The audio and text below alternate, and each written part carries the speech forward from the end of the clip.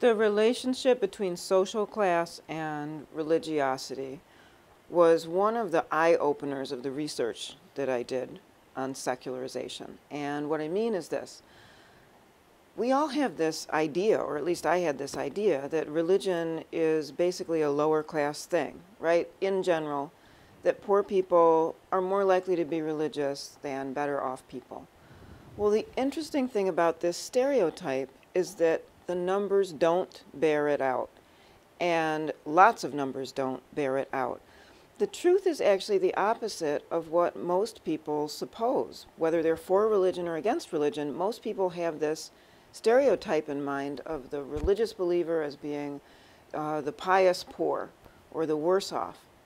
It isn't true. In the United States today, if you are in the top quarter of the socioeconomic ladder, you are more likely to say that you believe in God and to go to church than if you are in the bottom quarter.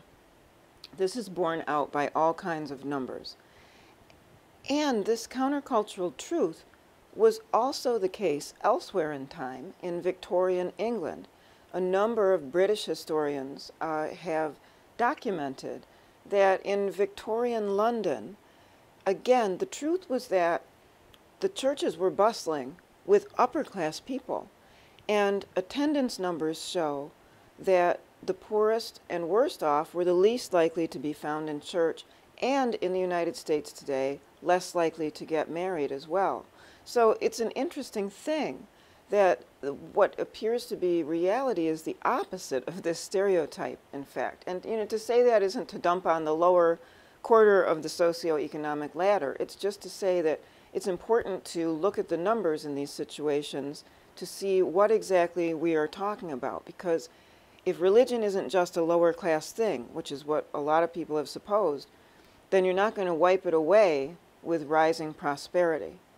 And that's one way in which the conventional narrative about secularization really falls down, because it's been supposed that if we just make people richer and better educated, they'll lose their interest in religion. But if you look at the numbers about who's going to church, it's not going to happen.